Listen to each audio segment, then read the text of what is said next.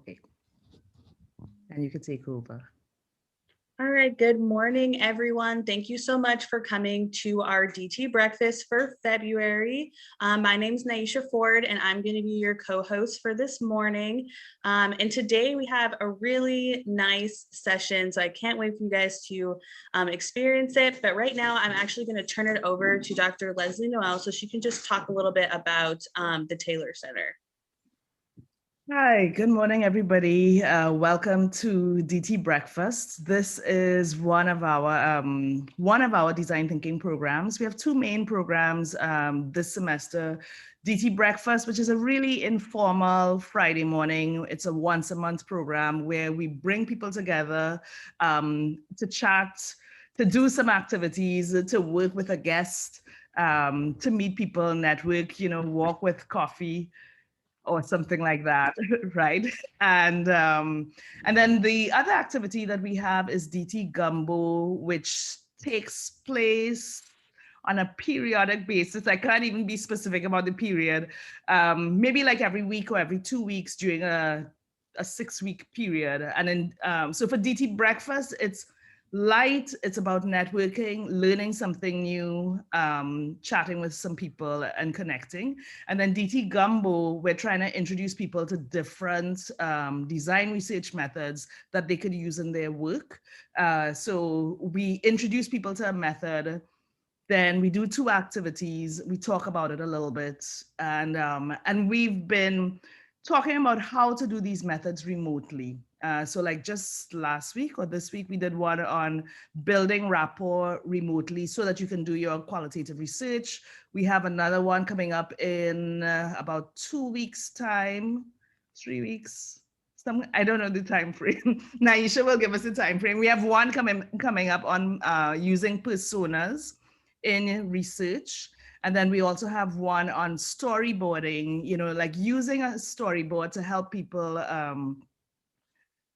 talk about an issue. And actually all of the DT Gumbos, we're focusing on people's experience of the pandemic, and we're working with a public health researcher. So we're like testing out these methods so that people in public health can use these methods later on in their work.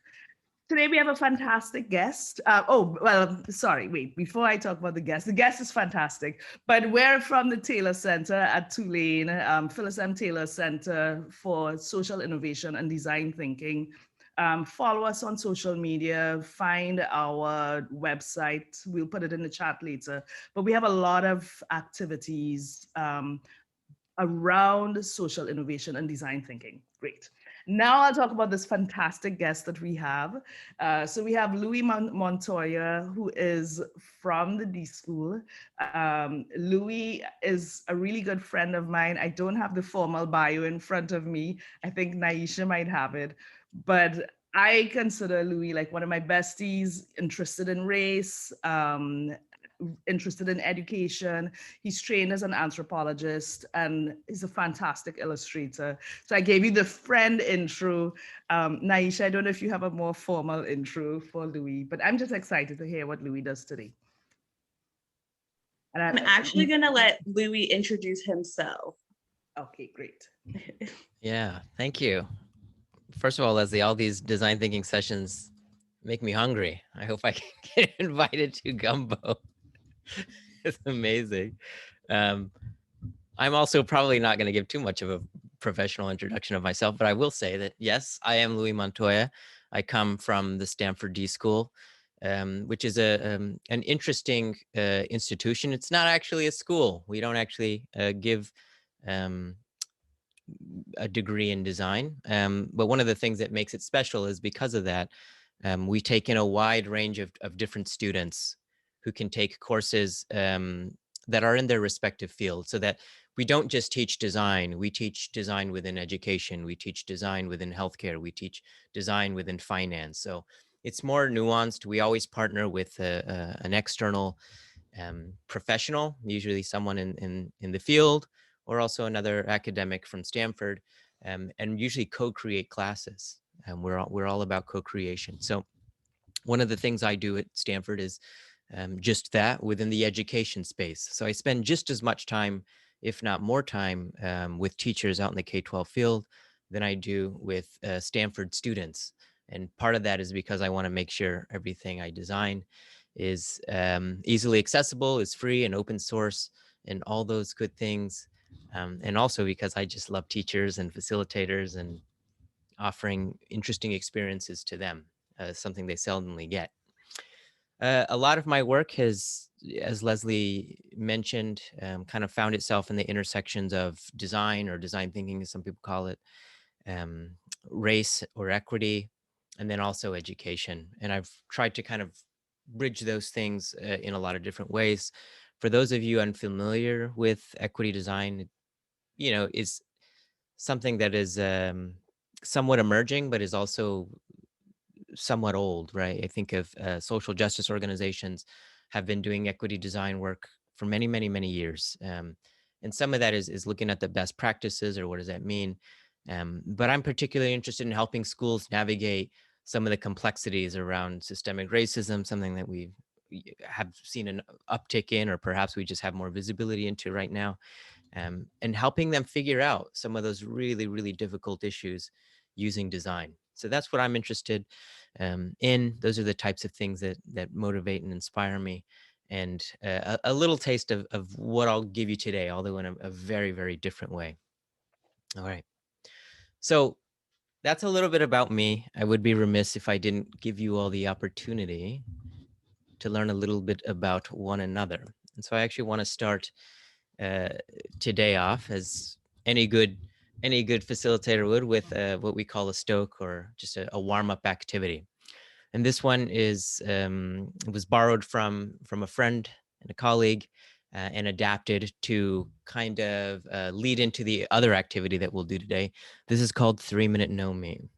And I'll actually share my screen because there'll be some instructions, but I promise you they won't be too hard.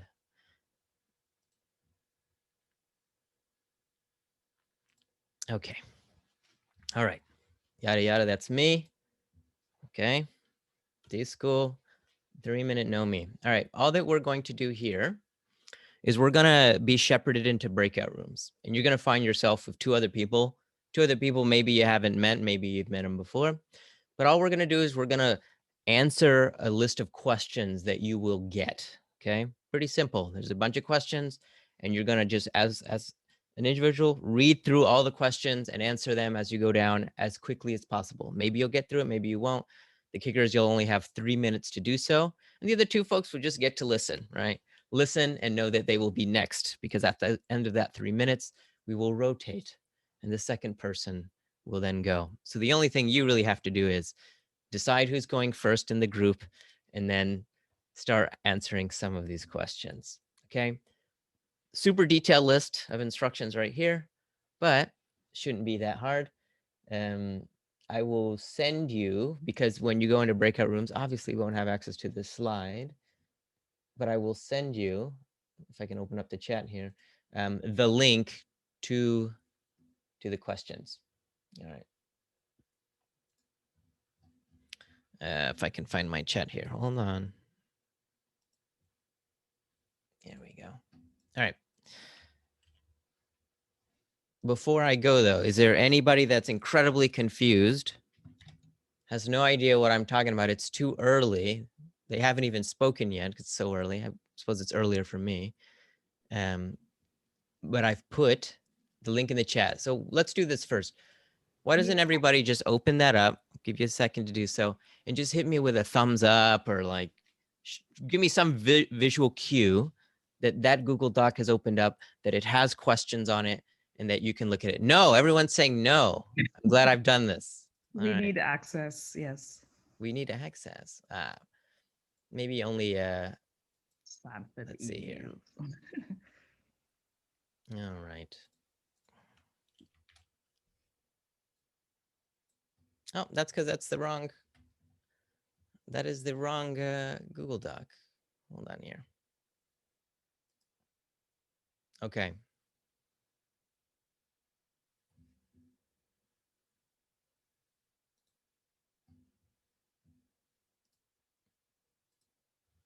Let me stop sharing screen for a second, just because my chat goes away. try this one. Aha. Somebody's in from France. That's wonderful. I was complaining because it's California and it's a little bit earlier. Okay, hello. Okay, good. All right, did that one work? Excellent. And we see that there's questions. Okay. So again, all that's going to happen is you're going to be taken into a breakout room with 2 other people. One of you will say, I'm brave, and I will go first. I'll give you 3 minutes. You'll read through them. Maybe somebody keep time. I'll try to keep time for you and send that as a message, but keep time. And just try to get us through as many questions as possible. That's all you got to do. Decide who goes first, get through them. After the 3 minutes, make sure you switch. So if you're in between question, you're like, woof, I'm off the hook. Next person gets to go and answer some questions. All right. Are we ready? Ready-ish? I don't even need ready. I need like ready-ish. Ready-ish is good. All right, cool. Hello. Welcome This back. was our 2-minute group. Oh, the 2 minute. Okay, yeah, right. Yeah. You would have had an extra minute. That makes a lot of sense. How was that? You'll get the debrief twice, I guess. It was good. I think Yeah. we actually had some similarities in our answers. Oh, that's interesting. Had you all met before? Yeah. First time. Yeah. Did any of those questions feel like too personal? You're like, oh my God. Did anybody skip a question? Tell the truth. There were some I couldn't really answer. I just said, I don't know what I'd be in a rock. I don't know what I do. That's excellent. All right, welcome back, everybody. Very good. Great to see your faces in the grid here. Excellent. Cool. How'd that go? Did anyone get through all of the questions? Okay, yeah. Did any team have every members get through all of the questions? Was there one about a Super Bowl dance? Did I put that one in there? Not this time, huh? Sometimes I'll do the Super Bowl dance. Maybe on Zoom it gets a little sketchy. You're like, I'm wearing pajama bottoms. I can't get up and dance in front of a camera at 8 in the morning. All right.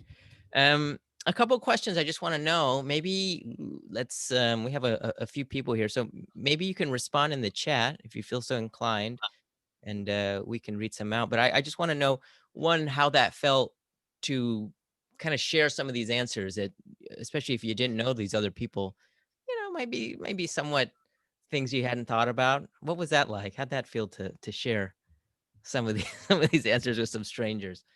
Good. Why was that good? Maybe I was just lucky with to come across Damon and Rafe. It was just good. It felt just nice to connect with people. Is that what it was? Very nice. Yes. And I had some really great people in my room too. That helps. Oh, okay. Excellent. I mean, they were always great. You just found out they were great. So that's that in of itself, I think, is a success. Anyone else nice to connect under time pressure? There was no time for emotion. That's interesting. Do you mean in how you answered, or in like how you were able to hear some of people's, like you weren't able to empathize when they said something? Oh no, it was fantastic to hear Damon. And then Brigitte and I had a minute total, so we did 30 seconds, just boom, boom, boom, boom, boom, boom. Oh, wow. So it's just no emotion in our Okay. sharing. You're just like robotic going down the list. Great. All right. Well, I'm glad that we struck the right balance of not being too personal, but maybe something quirky enough to be like, wait, what did that just say? What about a rock band? Great. Part of why I like doing that, especially over Zoom, like when I was facilitating in person, I facilitated a lot of workshops around design thinking. Like, to me, ultimately, the initial goals is to get everybody comfortable with one another. Because like you can't learn anything if you're not feeling safe, or you feel vulnerable, or you can't trust other people. And we spend a lot of time, and a lot of people know, I think, folks at the D School, for all these like fun games, and maybe it comes off as having too much levity, or we're talking about serious things, but we're doing all these things ahead of time and not getting into the content until we've had many days of icebreaker type activities and things like that. And all that stuff I found is just so necessary. It's interesting when I started doing a lot of that on Zoom, how much students really loved that and how much they really craved that, because obviously we're not connected. So any moment to make intentional space or time to let us do something that we really, really need to do, whether we can acknowledge it or not, I think is really, really important. So thanks for doing that. One, I hope that was a cool experience. Two, let me put this on the front end. Everything that I try to design is open source. Like I want folks to use it. Like I will give you these instructions. You can run it, a fun activity if you have, students, whether they're in the university or, K-12 students. Folks love it. So you can take everything that I have. We'll demo it here today. All right.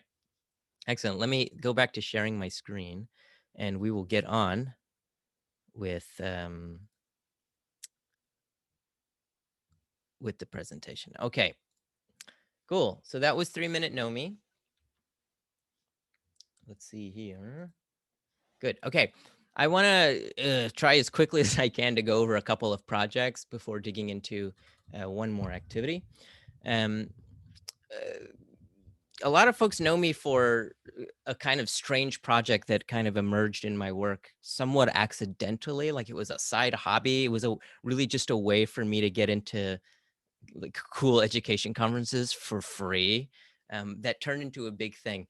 And it is really based around my disdain for Scantron tests. Now I know they're like a necessary evil, and in many ways they were developed to be a kind of equitable system, right? If we standardize testing, we know that every student is getting ideally the same quality education. And those that aren't, we can look at those schools and say, hey, what do we need to do to get students getting that quality education so that they can all answer the standardized test? That's like the intention. Some of you are like giving me a side eye, like, I don't know. They haven't seemed to done that. They've seemed to created more inequity. Scantron tests, I'm talking about standardized testing, and I'm not sure if it's as big of an issue in Spain or in France, but here in the United States, we are just absolutely obsessed with these standardized tests. And if you have children right now who are in school, my heart goes out to you, because it is such a heartache for everybody. Like everybody, students hate them, teachers hate them, like administrators hate wasting all the time doing them. Parents hate them because their kids are always stressed out. So it's like it was a good system, but in practice, it was just not in any way human feeling, right? And so that got me thinking, well, the idea of testing students, I think, is good. It's like a great thing. We want to teach them things and we want to know what they've learned, right? It's good for us, it's good for them. But I don't think it has to be as awful as sitting down in a little, square with dividers so that you can't look at anyone else and filling in these really, really cold and impersonal Scantron tests. I wanted to instead think about what are the things that we actually want students to do. We want them to collaborate. We want them to be able to think critically. And even if you have a great Scantron test, you can't put a question about collaboration because that's like an obvious answer. They'd be like, yeah, I like to collaborate. Great. Next question. How can I show you how I collaborate? That was the question I was really stuck on. So my hatred of standardized tests, or not my hatred, but my questions around standardized tests, also with my kind of hunger to try to actually test the right things, led to this really, really strange set of experiments that focused around games, particularly escape games or escape rooms or puzzle rooms. Has anyone heard of these? Has anyone been to one? Raise your hand if you've like been to an escape room. Okay. Laura, have you ever heard of one? Okay, yes. All right. For those that don't, an escape room are these weird businesses that seemingly popped up overnight and now maybe might not exist just because for a year we haven't been able to get back into one. But they're these games essentially where you and a group of 6 or 7 other people will go to a place, and it's usually some sort of office building, and they've converted a room or set of rooms into like a life like real-time game. It really immersive, where you're answering sequential puzzles in order to get out in the time allotted, which is usually 1 hour.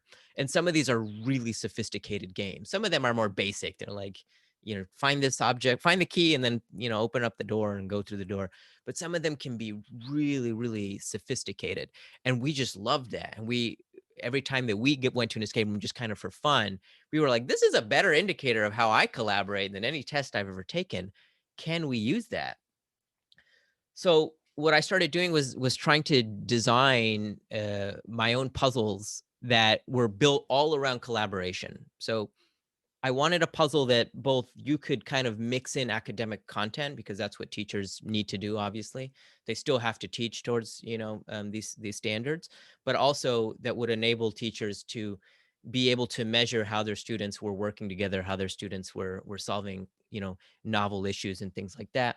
And they looked pretty rough at first, but they developed over time. I did a lot of testing and got to a set of puzzles that I said, I can do something with this. I can make an escape room, and I want to make it in a bus. I want to make it in a bus. And just so randomly, at that point, I was starting to work at the design school.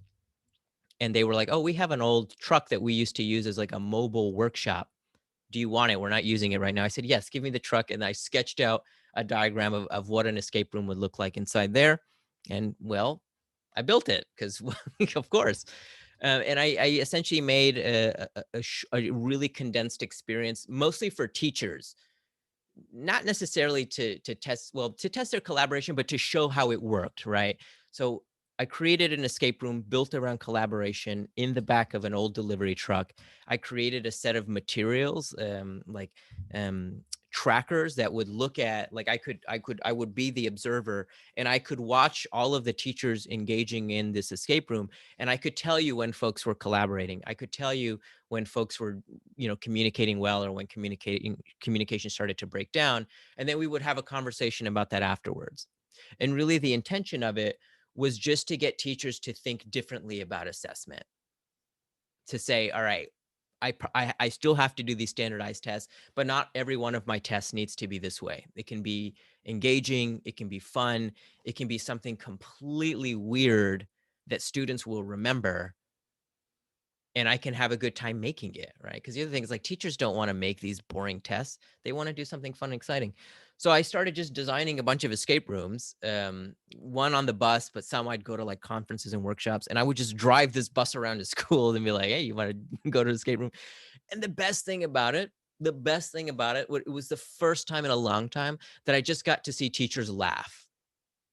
I think it's so random, such a stressful job, but just to get to see teachers laugh was a reward in of itself. And then after that, like, everything was there because they had such a positive experience. The immediate reaction was, I'm going to make one tomorrow. What do I need to do that? I was like, well, here's a bunch of low cost ways that you can do that. I made all my puzzles out of cardboard. Some of them were nicer pieces of cardboard, but things that were cheap and easy to do. So not only did I kind of design this experience, but I designed an opportunity for them to kind of re-envision that experience. And then luckily there was like other, at that point, organizations that came along who did very similar things that I could also connect them to. Some that had like prepackaged like puzzles and escape rooms that you could purchase, or some that just had kind of like, hey, here's how I did it at a library. You might try this out. Here's the things that I used to make it work. And it become, one of the most popular projects of mine, just because I think it was such a visceral thing. Like, anyone that has gone through that experience will remember it. And that was just a really special project to me. All right.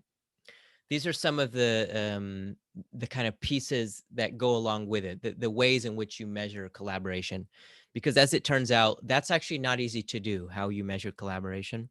And luckily, we had some researchers at Stanford that were really occupied with this idea, and they were doing all these crazy studies. I had one who would just record these meetings of designers in Silicon Valley and just try to break down what they were doing, and created an entire code to kind of translate every single thing that they did, both in how they responded, or if they challenged an idea, or they built an idea. All this to find out that there is no golden rule for how to collaborate. That presents a huge challenge if I'm trying to say, hey, I need to know what good collaboration is. What they found instead is it is a matter of how a group does in adapting to each other, right? So for instance, in one group, like in you know, say all of us break into two and we have a collaborative project. In some instances, folks talking over each other with ideas and just interrupting and just going like really, really wild is a great thing. And in another situation, that might be seen as like offensive. Somebody might get really turned off by that. I want my fair time to think through things and share and go slow. And so what matters is how you are able to reflect on what you are doing in that moment and adjust to other people. Because if I'm one of those persons that just likes to like shoot out ideas and I'm always in brainstorming mode, and I get a group that's more pensive, that wants time to really like reflect on something and then share one by one, I need to be able to make that adaptation. So for an educator doing an escape room, I need to teach students how to do that. That's the key to collaboration. And so I created a lot of tools and resources around the reflection of how to do that. Okay. We're getting a little short on time, so I'm going to start to speed through things, and because I do want to get into an activity.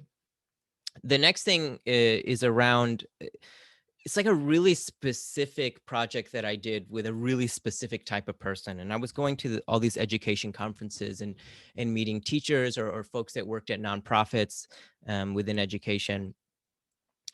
Especially folks of color, but people who were just justice oriented, like social justice oriented, who wanted to do justice work, who found themselves in positions that weren't always supported by their leaders, right?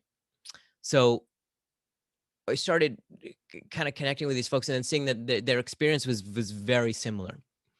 And you know, a few years ago, like we had so much political upheaval here, we started seeing it just became a lot more visible, the need to talk about race. And all of a sudden, like all these conferences I was going to started talking about, you know, social justice and race in education and all these things. And that was a good thing by and large. But one of the things I noticed, like it was always these 101 courses designed for folks who had never thought about this before. And I was like, that's great, because we want to onboard a lot of folks who want to do this type of work. But also, I was worried about my educators who have done this for a long time and trying to think of ways to continue to support them in this, to offer more high level opportunities for them. And so we came up with this concept, Island in the Storm, which is a metaphor. It's a metaphor for the type of teachers that I was meeting, who really were doing something special, but found themselves all alone in it. They didn't feel like they had colleagues to connect with. They didn't feel like they had leadership that would support them. And so they were always kind of navigating this tricky situation and doing it alone and not knowing if there was anyone out there. And there were other folks out there. So we wanted to design some sort of experience for them, again, to continue to support them and let them have a more advanced conversation about the type of work that they were doing. Again, largely centered in racial equity. That led to a class that we taught last quarter, where we really try to like codify exactly what that was with a set of curriculum and activities that would be built around supporting those educators. And so what we started to do was create these type of experiences that kind of went, they weren't counter to like popular design thinking, but in a way, like we think of design and the biggest thing is like go, like fast, bias towards action, just do it, right? And in the justice space, like when you're talking about things like identity and race, those are things you got to go slow on, because that's really serious and heavy work, right? And if you were just to kind of speed over that because, you know, for the sake of being fun and exciting, as design seems to draw in, you'd really be missing something, and you could even cause more harm. So we kind of wanted to build things and do things, but we also wanted to take time to like reflect and go slow on things that we had initially just passed over. One of them was around how we think about like the intentions that we set for ourselves. Like, I don't know if you've ever been to a conference or a workshop and then like, they're like, all right, guys, we're going to set some intentions. But then like the facilitator just sets the intentions. And then also you're like kind of forced to agree. And then it goes on a whiteboard, and then it goes in the back of the class or in the back of the workshop, and never are they spoken about again, right? This is like very, very common experiences. How do you actually make that like a living, breathing thing that we do get to return to, right? You can design for that. And so we did in our class. These are the types of prototypes that we did. We also knew that we were going to get a lot of different people. Some might be really far along their equity journey, and some might be, you know, somewhat new or even kind of skeptical. And so we wanted to create different on-ramps. We kind of played. Has anyone heard of the idea of like a identity-based affinity group? Has anyone ever been in one? Okay, some folks, yes. Essentially, Les, it's just like if you're having a conversation, especially if it was like a difficult conversation, you might, if you're in a big group of people, want to be around people who share a similar experience to you to talk about that and unpack that kind of with your own people. So for me, you know, my family is from Mexico. I have a lot of affinity with Latinx folks. And when I'm talking about race, like sometimes I want to talk about it with Latinx folks because we all share an experience. That's very important to me. And, you know, Black folks might want to be around Black folks, and do that first and then be able to come back together. That way we feel safe. These are difficult conversations. They can be harmful. We want to make sure that we're making that as safe as possible. So that's where like affinity groups came. I didn't make up this thing. Like people have been doing it for a long time. But what I did notice was there was no clear way on how to get into an affinity group or how to get people to agree on like what should be the categories of an affinity group, or like how do I decide what somebody's race is? Like I can't do that. It's complex stuff. So going slow and things like how you on-ramp people into these types of experiences to say, here's why we want to use affinity groups. Here's when we want to use affinity groups. Here's how we're going to use them. Let that be completely dictated by the participants and not me, the facilitator, is a better way to do things. And students responded really well. So all we're doing here is just like in designing with intention. The other big thing about design equity work specifically is a lot of us do it as individuals, just because it is kind of an issue that people hold close to their hearts. And you know, I have a belief that as much as there's like a bias towards action, there should also always be a bias towards collaboration and coalition and community building. And so we wanted to ultimately turn designers, like single designers who were trying to, you know, these educators who were doing this work in their schools that were alone, into a coalition of teachers who were doing this in practice, who could share ideas and things like that. Because that's the only way anything is going to move. And so we kind of develop frameworks for that to folks allow our participants who are largely, you know, teachers and facilitators to be able to understand what they need, but also then to say, okay, and now let me bring other people on board so I'm not the only ones doing it. It's really important. All right.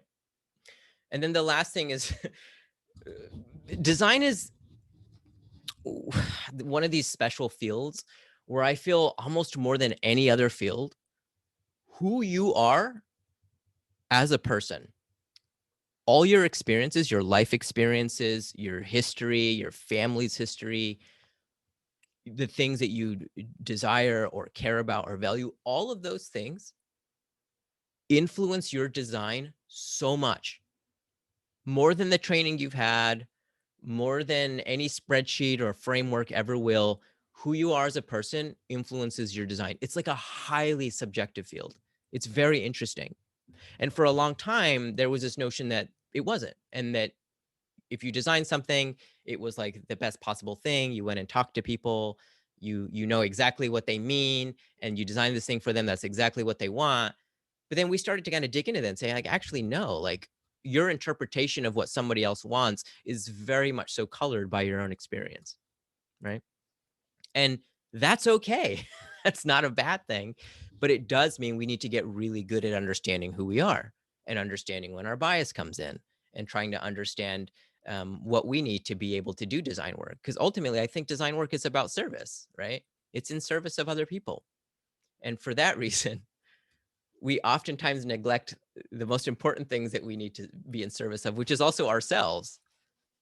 And especially when you're designing in really difficult spaces, like within education, talking about something as paramount as racial inequity or injustice, a lot of self-care work is sorely needed, sorely needed.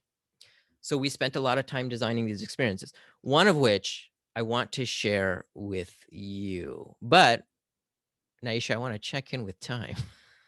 there's no way I haven't gone over. We're at 8:50 right now. Okay. And we're done at the hour, but we do want to leave room for feedback, right? Yeah. All right. I'm gonna share the project. We're gonna listen to a track together, and then I'm going to give you the tracks, and hopefully you can listen to them. But they're all around self-care. So let's at least know what the activity was, so we can be remorseful when we skip it. But essentially, we turned an activity around how do you think about the things that you need to be able to be a good designer, to be healthy and happy, which was originally like a kind of text-based document, and we wanted to make it an audio experience because right now we're all so bombarded with screens, and I was like, anything to get somebody off of a screen. We decided to make this a kind of audio experience.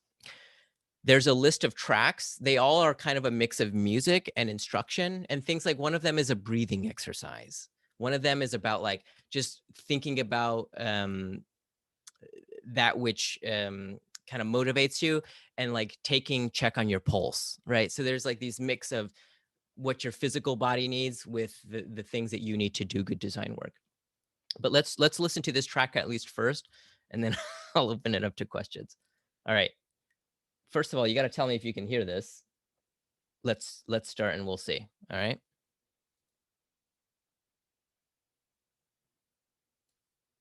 Can we hear it? I don't see Nothing. a share sound. Yeah, let me try it again. Like in the share window, Yeah. you could click the sound. Yeah. Let's do it again here. All right. Okay. We'll try it again. I don't want it to be too loud to start. Can you hear it? Hey Is there. it too loud? Welcome to Sound Practice, an experiment Up. in sound-based learning from the D-School's K-12 lab at Stanford University. My name is Michael Lipset, and I'll be your host. We're collaborating to bring you a discography of sound-based learning experiences to facilitate the practice of anti-oppressive work. If this is your first time joining us, make sure to check out the Sound Practice trailer for more. In this album, I'll walk you through Louie Montoya and Jessica Brown's Equity Self-Care Toolkit. This tool is a reflective tool to help you address how you manage your emotional and physical fortitude while doing equity work. Use it for yourself or give it to others for them to use. We found that it's best used before having courageous conversations about equity or when you're feeling overwhelmed by the work itself. At the end of the day, we just hope it helps you connect mind to body in your fight for a more just world. See, this work is emotionally and physically taxing, so it's important to consider how we take care of ourselves and what we need to be centered. While this activity focuses on you, your body, and your relationship to stress, it's important to recognize that we can't simply breathe our way through hatred and bigotry. Disrupting such forms of harm takes a much more community-oriented effort. But to be present in community, first we need to take care of ourselves. I'm going to walk you through certain parts of the body involved in our regulatory response, because when we get stressed, our body responds accordingly. There are 7 sections, and to experience this album, I recommend finding a place to lay down, stretch, and sit. But if you'd rather go on a walk or do this from a chair, you could try that too. It's an embodied exercise, meaning your body is the only thing you need in order to participate. I'm going to provide you with some music while you get set up. Music for this album is produced by Blue Dot Sessions. Before you get started, we just want to say thanks for listening and engaging. This album focuses on walking you through the activity, but we also have a podcast describing how each album was made in conversation with the original creators. We'd love to hear your thoughts on this experiment, and we have more resources to share. Join us at k12lab.org/soundpractice and find me on Instagram and Twitter at last name Lipset to keep the conversation going. Click Next on your player when you're ready to move on to the next step.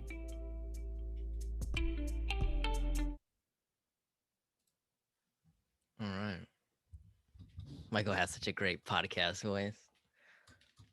So that was sound practice. One of the things we realized is initially, again, we designed it for educators doing racial equity work. Everyone that heard it was like, I need that actually. I don't do that work, but I'm still stressed. And so it's become a really interesting tool and has led to some other sound-based tools that are really just meant to help you like take in the things that you need and reflect on that and have a moment for it. So I'll put the link for that in the chat. You can check it out if you're interested. And I recommend just doing it. Like we've had people take some of these tracks and just throw them into a playlist. So every now and again, you're like listening to music while you're working and you're reminded, oh, I need to stop and breathe, or I need to get up and stretch. And also think about, these different elements of the work that I'm doing and why that's important to me.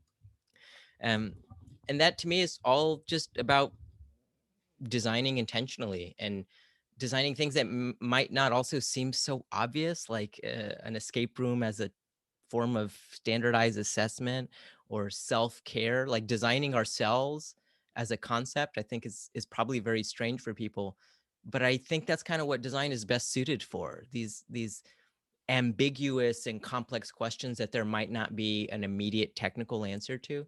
That's the type of work that I've been engaged in, and that I think is just so special and so needed right now. All right, cool. So that's it. Sorry we didn't get to try it. Please check that link out if you'd like. I'll take a minute for questions. I don't know if you guys all have to hop just quite at the hour. I can stay a little bit longer. It's very early for me, so I don't have anything else planned immediately after this.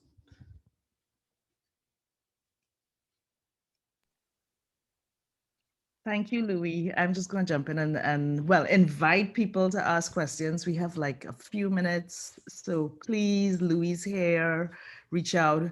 Also, the other thing is that if you want to remain connected, you can drop things like your LinkedIn handles or whatever other social media handles into the chat, but please ask some questions.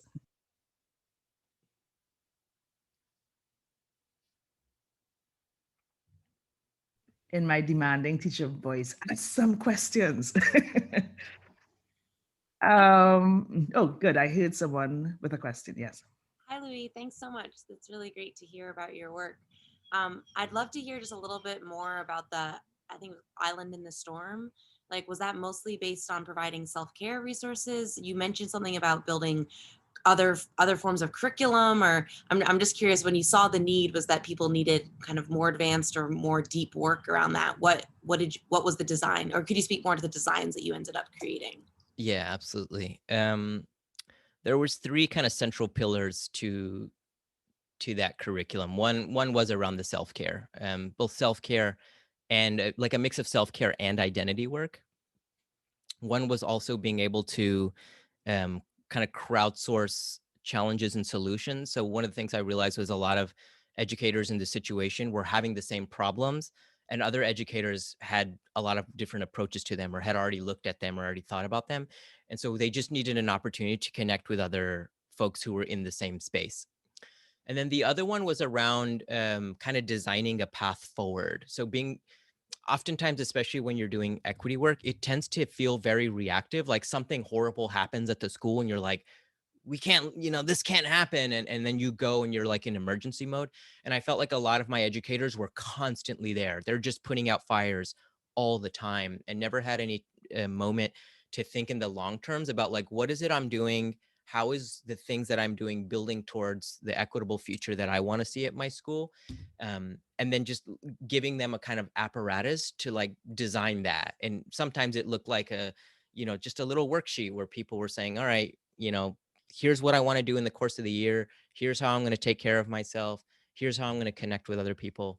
And all of that is, of course, connected through getting people comfortable with being able to share those things to build coalition.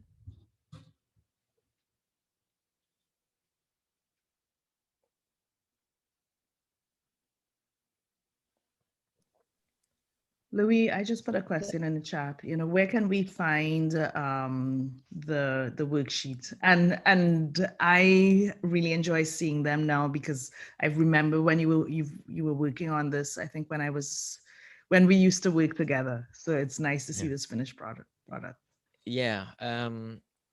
So a lot of I'm turning in a lot of the resources from the class just because I don't want all my classes to just be only accessible by Stanford students, a very exclusive group of students who are amazing, but you know, like, come on, it's a small percentage of the world. Into like kind of standalone digital tools. Some of that can be a little complex because how to say, you need like really good lead in. Like a lot of this type of work can be really harmful. Like I could see somebody trying to do a self-care session with students who they had never talked about before about any of this stuff, and it feeling really off, like invasive almost. So take that with a grain of salt. That just is to say that I'm going slowly on the development of these tools, but you can find all of them on the D School website under resources. We don't have like a great landing page for just all of my equity resources and tools. But you can find a lot of them on the K-12 Lab website, which I will, let me throw that in the chat as well.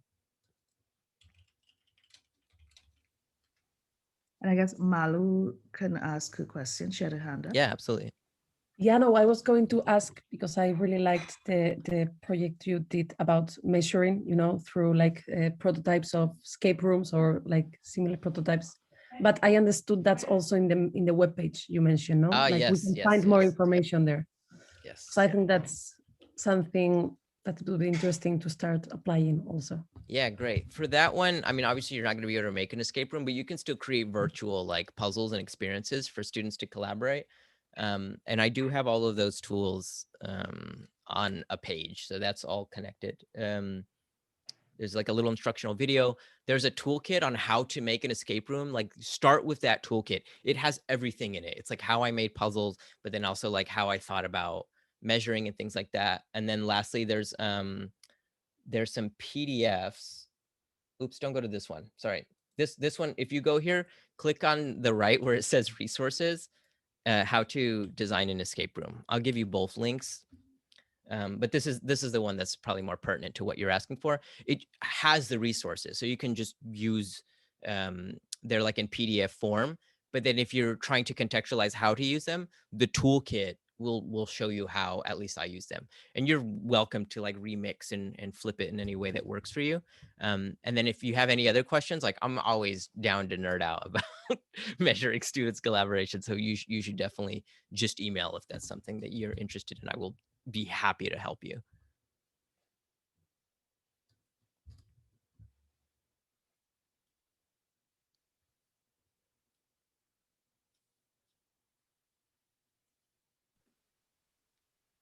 Naisha.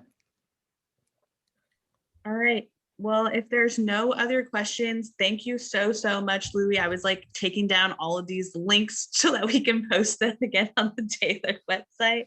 But yeah, thank you so much for coming. You know, this was really great. And thank you all in the audience for coming as well. I hope everyone has a great rest of your day. All right. Thank you. Thank you for inviting me. Thanks for coming. Please take care of yourself. Do some good self-care, whatever helps. Thank you.